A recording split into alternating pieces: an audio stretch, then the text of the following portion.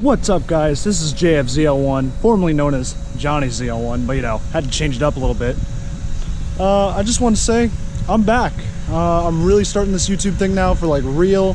I really want to get into it. I really want to, you know, get a part of this, become a part of the YouTube community. I'm just gonna be spitting out videos left and right, and I really want to take you through, you know, the Southern California car scene. Like I said already, we don't need to go through that. Well, anyway, let's get to today's video.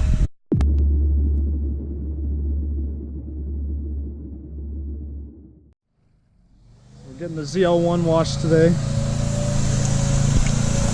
Looking very pretty. If you guys are looking for a good detail service, hit my boys up at Wavy Auto Detail. My boy David will take care of you. He's freaking awesome. He does all my cars great. And yeah, let's go take an in-depth look at the Panamera interior. How about we do that, boys?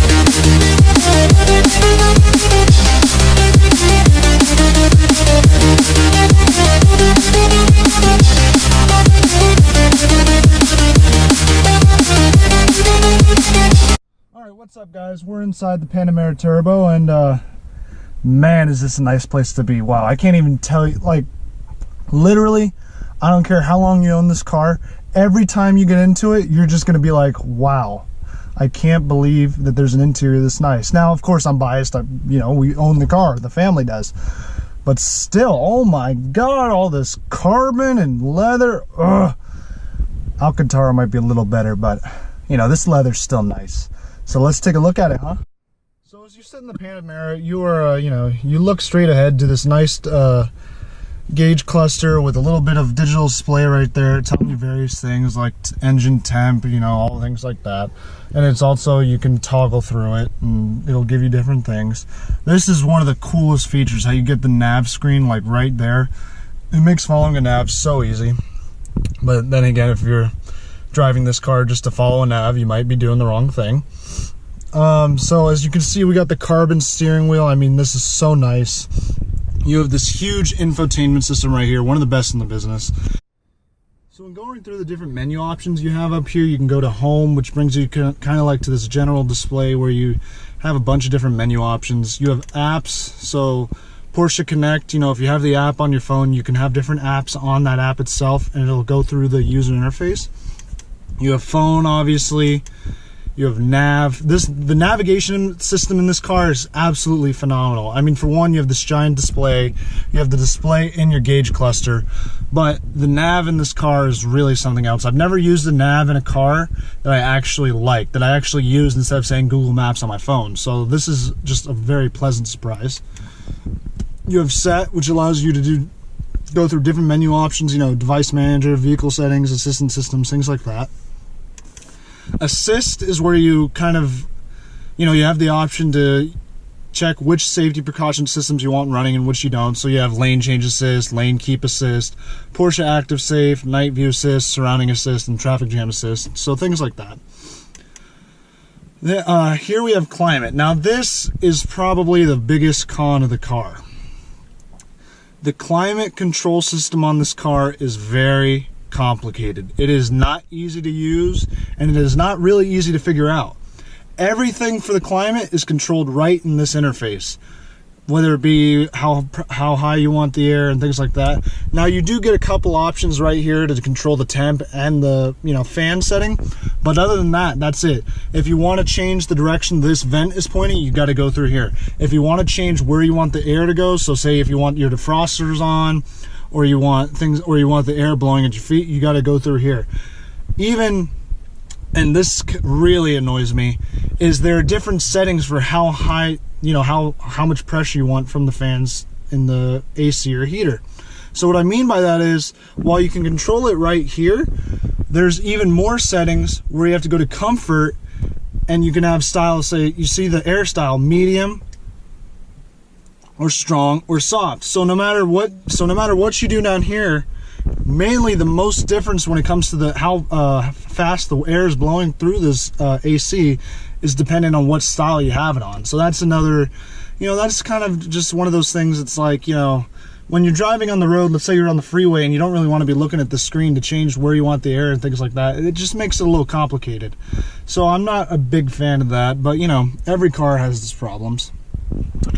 Another problem that I have with this car, and that you'll really see on the driving portion, is, now this is gonna be, I feel like I'm gonna have a lot of people hating me on this, but the steering in this car is very numb.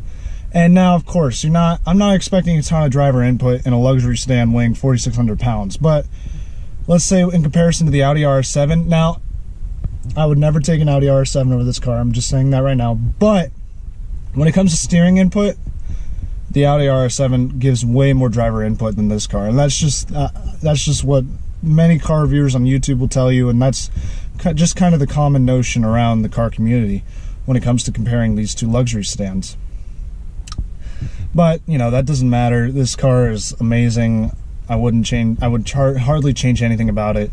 So those are kind of just nitpicky errors and things like that. Here we are in the back seat of the car, and as you can tell, I mean, for one, these seats are so comfortable. They're just, oh my god.